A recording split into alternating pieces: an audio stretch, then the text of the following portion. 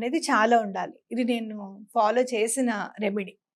అయితే నేనేం చేశాను అంటే, ఇక నాకు గురువు అనుగ్రహం ఉండాలి అనేది నాకు తెలిసిన తర్వాతనో, లేకపోతే నా మనసుకు అనిపించిన తర్వాత చెప్తున్నా.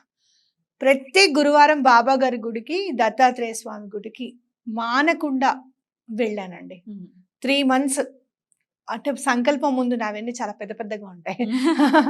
9 వారాలు చేస్తాను, 21 డేస్ చేస్తాను, 43 డేస్ చేస్తాను అని ముందే అనేసుకుంటూ ఉంటాను నేను అనమాట. అయితే ఏం చేశాను అంటే, గురువారం బాబా గుడికి వెళ్ళినప్పుడు దునిలో కొబ్బరికాయ, పీచు ఉన్న కొబ్బరికాయ ఉంటుంది, పూర్ణం ఎండిపోయింది కొబ్బరికాయ, ఎండిపోయింది అంటే బోండం కాకుండా పీచు ఉన్న కొబ్బరికాయ ఉంటుంది కదా, రాలినప్పుడు ఎండిపోతాయి కదా అనేది. అంటే పీచు ఉన్న కొబ్బరికాయ అంటే ఎవరికైనా అర్థమవుతుంది. ఆ పీచు ఉన్న కొబ్బరికాయ దుని ఉన్న ప్రదేశాల్లో ఎక్కడైనా కూడా సేల్ చేస్తూనే ఉంటారు, ఎదురున్న పూజ సామాగ్రి షాప్ లో. మీకు దుని సామాగ్రి అనగానే ఇచ్చేస్తారు. అంటే మనం ఎలాగో వెళ్తాం కదా స్వామికి, ఎలాగో కొబ్బరికాయ దునిలో వేస్తున్నాం కదా, ఖచ్చితంగా దుని సామాన్ కూడా తీసుకోండి. అంటే సాంబ్రాణి అని, నవధాన్యాలు అని చెప్పి ఇస్తారనమాట, అవి తీసుకోండి. సరే, మీకు కుదిరితే గనక స్వీట్ ప్యాకెట్ తీసుకోండి, లేకపోతే అక్కడే ఒక కోవా బిళ్ళల ప్యాకెట్ దొరుకుతుంది, అదైనా పర్వాలేదు. అయితే బాబా గారి గుడికి వెళ్ళి కంపల్సరీగా ఆ దునిలో ఆ కొబ్బరికాయని సమర్పించండి. ఎందుకు బాబా గారని ప్రత్యేకంగా చెప్తున్నాను అంటే, పిలిస్తే పలికే దైవం అనమాట. 100%. అసలు ఇవాళ నేను మామూలుగా ఏంటో బాబా, అసలు ఇవాళ 2-3 రోజుల నుంచి నేను బిజీ షెడ్యూల్లో కనీసం ఒక్కసారి కూడా బాబా అని అనుకోలేదు. మార్నింగ్ పూట మాత్రం నేను కాఫీ తాగేటప్పుడు ఒక కాఫీ పెడతాను కప్లో, అప్పుడు తప్పించి. ఇదేదో బాగుందండి. మా అమ్మగారు కూడా పొద్దున్నే టీ సమర్పిస్తూ ఉంటుంది. ఏంటమ్మా టీ ఇస్తున్నావు దేవుడికి నైవేద్యం అంటే, మనకేనా దేవుడికి వద్దా టీ అని అంటుంది. నేను కూడా కాఫీ పెడతాను ఆయనకి. అయితే అలా అప్పుడు తప్పించి ఇంకెప్పుడు తలుచుకోవట్లేదు బాబా. బిజీ షెడ్యూల్లో ఒక్కొక్కసారి మనసు ఎందుకలా స్మరించుకోకుండా ఉంటుందా అని అనిపిస్తుంది అని చెప్పి కొంచెం గిల్టీగా ఫీల్ అయ్యాను. ఫీల్ అయ్యి ఫోన్ తీసుకున్నాను, వాట్సాప్లో ఎవరో బాబా గారి ఫోటో పంపించారు. అంటే నేను నిన్ను తలవకపోయినా, నువ్వు నన్ను తలవకపోయినా నేను నిన్ను తలుస్తూనే ఉంటాను, చూస్తూనే ఉంటాను అని చెప్పి. సో వెంటనే కనెక్ట్ అయిపోయే దైవం అవధూత ఆయన. అలా నేనేం చేశాను అంటే, కంపల్సరీగా గురువారము బాబా గారి టెంపుల్కి వెళ్ళి దున్నిలో సామాన్ అది వేసేసి, ఆ పక్కనే దత్తాత్రేయ స్వామి టెంపుల్ కూడా ఉంటుంది, వెళ్ళాను. అక్కడ బాబా గారి గుడిలోనే దత్తాత్రేయ స్వామి ఫోటో కూడా ఉంటుంది, ఉంటాయి. అలా ఒకవేళ ఓకే, అలా కాకుండా అంటే స్పెషల్ గా పక్కనే ఇంకో గుడి ఉంది దత్తాత్రేయ స్వామి, అక్కడ కూడా వెళ్ళాను. ఔదుంబర వృక్షం ఉంటుంది, దాని చుట్టూరా తిరిగాను అనమాట, ప్రదక్షిణం అది చేశాను. మీరు నమ్మండి, నేను తిరిగిన జస్ట్ ఒక 3 వీక్స్ లోపల నాకు స్థలం అనేది కనపడింది, నేను తీసుకోవాల్సిన స్థలం. వితిన్ 3 మంత్స్ లోపలే నేను అక్కడ శంకుస్థాపన చేయడం జరిగింది. సొంత ఇల్లు అయిపోయింది ఇంటికి, ఇప్పుడు స్టార్ట్ చేసి శంకుస్థాపన అయింది. Thank you. మాకు ఎన్నో రోజుల నుంచి మేము అనుకుంటున్న ఇదన్నమాట. అంటే అసలు ఒక్కొక్కసారి కొంటామా లేదా, ఒక్కొక్కసారి 2 ఆడపిల్లలే ఉన్నారు కదండి మనకి, మనం సొంత ఇల్లు ఉన్నా లేకపోయినా పర్వాలేదులేండి, వాడు పెళ్ళిళ్ళు చేసేస్తే మనం ఎక్కడున్నా ఎవరు అడుగుతారు మనని, ఎవరు వెళ్ళిపోయి ఉందానిలేండి అని అనేదాన్ని నేను. అంటే ఫైనాన్షియల్ గా కూడా మనకి అందుబాటులో ఉండాలి కదా. ఇప్పుడు కొంతమందికి ఎట్లా ఉంటుందంటే 1 crore 1.2 crores పెట్టి 3 బెడ్రూమ్ కొనుక్కోవాలి, అది మళ్ళీ అపార్ట్మెంట్ అయినా, మనకంటూ చిన్న స్థలం ఉండదా, ఓ చెట్టును పెంచుకోవాలన్నా, ఓ కుక్కను పెంచుకోవాలన్నా, చివరికి పక్షులకి ఇంత బియ్యం వేయాలన్నా కూడా 10 మంది పర్మిషన్ కావాలి మనకి అపార్ట్మెంట్ లో. అంతే మరి. అందులో ఈ మధ్య ఈ పావురాల వల్ల ఇబ్బంది అనుకున్న తర్వాత కష్టంగానే ఉంటుంది. వాళ్ళు అనడానికి ఏం లేదు, పావురాలు ఉండకూడదని చెప్తున్నారు కదా. సో అట్లా కాదు, మాకు సొంత ఇల్లు, ఇండిపెండెంట్ హౌస్ ఉండాలి అని అనుకోవడం, మాకు అందుబాటులోనే దొరకడం నాకు చాలా సంతోషం అనిపించింది. కేవలం అది నేను రెమెడీ నేను ఓన్గా ఫాలో చేసింది.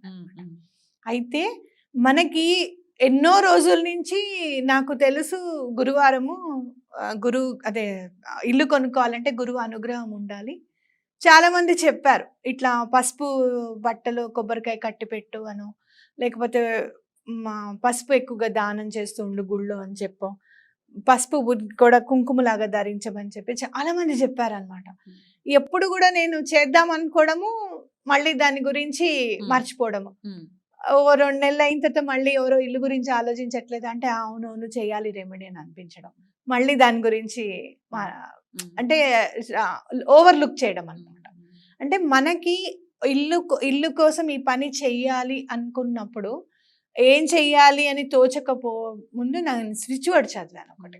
ఈ స్విచ్ వర్డ్ అనేది ఏం చేస్తుంది అంటే మనకంటూ ఒక ఆలోచన కలిగిస్తుంది మనం ఏం చెయ్యాలి అని చెప్పి. చాలా మందికి అంటే కూర్చొని గంటల తరబడి పూజ చేసే అవకాశం ఉండొచ్చు, ఉండకపోవచ్చు. పాపం నైట్ షిఫ్ట్ చేసే వాళ్ళు కూడా ఉన్నారు, వైఫ్ అండ్ హస్బెండ్స్ కూడా. ఒకళ్ళు వైఫ్ మార్నింగ్ షిఫ్ట్ చేసి హస్బెండ్ నైట్ షిఫ్ట్ చేసే వాళ్ళు కూడా ఉన్నారు పాపం. అలాంటప్పుడు ఎంత పని ఉంటుంది. అట్లాంటప్పుడు మనం కూర్చొని పూజ చేయి కంపల్సరీ అని చెప్తే వాళ్ళు చేయలేకపోవచ్చు. కాబట్టి నేను ఒక స్విచ్ వర్డ్ ఇస్తాను ఈ సొంత ఇంటి కళ కోసం. సొంత ఇంటి కళ అని అనొద్దు మనం ఇక నుంచి, సొంత ఇంటి సంకల్పం అని కళ అంటే కళ అంటే తీరకపోవచ్చు, సంకల్పం అనేది గట్టిగా తీసుకునేది కాబట్టి ఖచ్చితంగా మనము సొంత ఇంటి సంకల్పం అని అందాం. తప్పకుండా మేడం, ఇప్పటి నుంచి అలాగే అందాం. సంకల్పం నెరవేరాలని కూడా అయితే ఇప్పుడు నేను ఒకటి స్విచ్ వర్డ్ చెప్తాను. Switch word: magic carpet wheels bring magic home charm now. Magic carpet wheels bring magic home charm now. అంటే ఏంటంటే మనం ఇక్కడ యూనివర్స్ని అడుగుతున్నాం అన్నమాట, ఏదో ఒక మ్యాజిక్ చేసి బ్రింగ్ మాకు ఇంటిని తీసుకునిరా, చార్మ్ నౌ. అలాంటి చార్మ్ అనేది మాకు తొందరగా కలగజేయడానికి అవకాశం ఇవ్వు అని చెప్పి స్విచ్ వర్డ్ చదువుతున్నాం. సో ఈ వర్డ్ ఏం చేయాలి మేడం? చదువుకోవాలా, రాయాలా? మార్నింగ్ 28 టైమ్స్, మధ్యాహ్నం 28 టైమ్స్, రాత్రి 28 టైమ్స్. మనకి 3 సంధ్యలు కదా, 3 సంధ్యలు. 28 టైమ్స్ 28 టైమ్స్ 28 టైమ్స్ చదువుకోవాలి. కొంతమంది ఎలా ఉన్నా దీనికి పీరియడ్స్ టైంలో చదవకూడదు అట్లాంటివి అంటే నేనైతే చదవను. ఎందుకంటే కాస్మిక్ ఎనర్జీని మనం తీసుకుంటున్నాం కాబట్టి అన్లెస్ అండ్ అంటిల్ ప్యూరిటీ అనేది ఉండాలి కదా. సో ఆ 3 to 4 days మనం దూరంగానే ఉంటాం అన్నిటికీ. కాబట్టి ఇప్పుడు దైవశక్తి అయినా ఏ శక్తి అయినా కాస్మిక్ ఎనర్జీని అని అనుకుందాం. సో డైరెక్ట్ గా మనం ఆ ఎనర్జీని మనం ఆహ్వానిస్తున్నాం కాబట్టి ఆ 4 days మానేయచ్చు.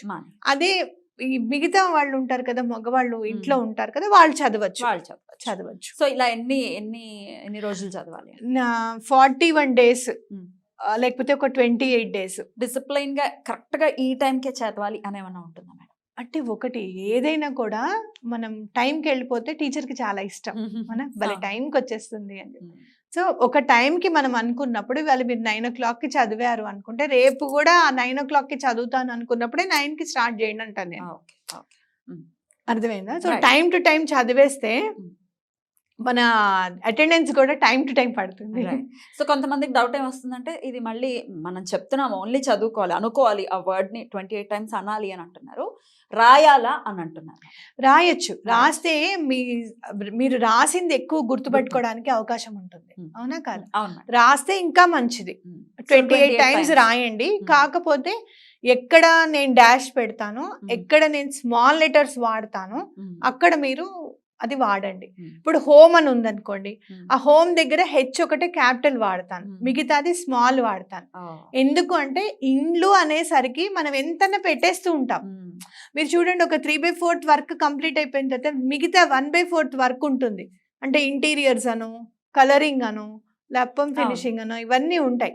ఆ 1/4 వర్క్ లో కొంచెం ఎక్కువగా అయిపోతుంది, బడ్జెట్ ఎక్కువ అయిపోతుంది. సో ఏంటంటే ఆ హోమ్ అనేది మనము కొన్ని స్మాల్ లెటర్స్ తీసుకుంటాం. ఎందుకంటే కన్జర్వేటివ్ గా మనం అనుకున్న దాంట్లో అయిపోవాలి. ఏదో మళ్ళీ మనం అప్పుల్లో పడిపోకుండా, ఎక్కువ ఈఎంఐలు కట్టుకోకుండా, కట్టుకున్న తర్వాత ప్రశాంతంగా ఉండాలి. సో ఇలాంటి జాగ్రత్తలు ఉన్నాయి. ఇలాంటి